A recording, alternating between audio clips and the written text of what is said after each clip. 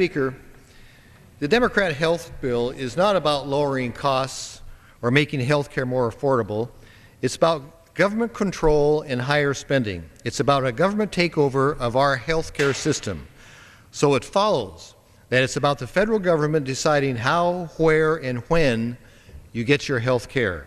At its most basic, the bill creates a government-run health insurance system that will end private health insurance options, and in doing so will force Americans to purchase coverage only from a government-controlled program. The federal government would therefore decide which health care plans are acceptable. A federal commissioner would decide which health care benefits are offered and how much is to be charged for those benefits. The proposed Medicare cuts would eliminate options for seniors and place recipients under a Medicare without choices like the current Medicare Advantage program.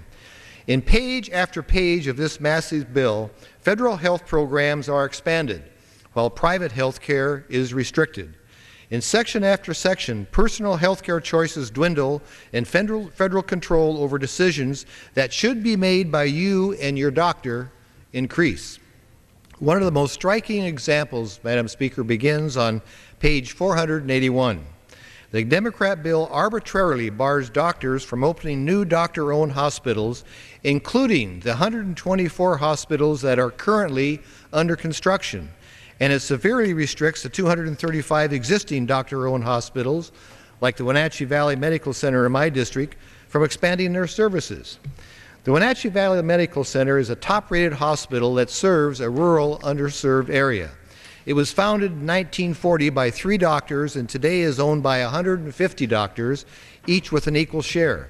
The medical center employs 1,500 people, serves a population of 250,000 people in the area the size of the state of Maryland, and it treats 150,000 patients a year, half of whom are Medicare and Medicaid recipients. Democrats, though, have decided that doctors cannot own hospitals regardless of the quality of care or degree of need.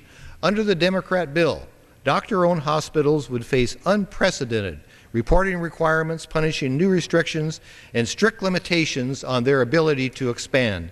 In fact, with the exception of a small handful of facilities selected by Democrat leaders, hospitals that are owned by doctors are barred from growing, barred from adding even a single hospital bed ever.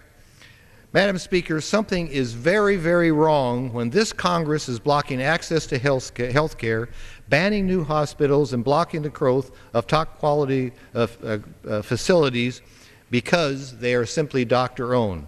But now, the position of Democrats in charge of writing health policy in this House is very, very clear.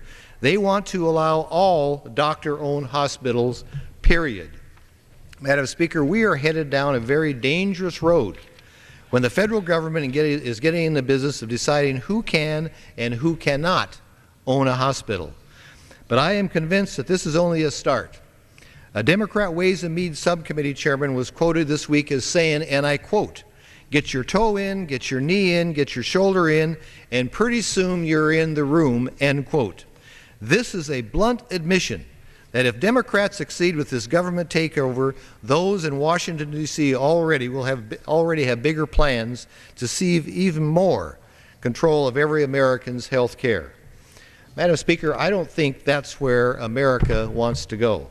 There is a better solution, and it doesn't involve penalizing hospitals, raising taxes, or cutting Medicare.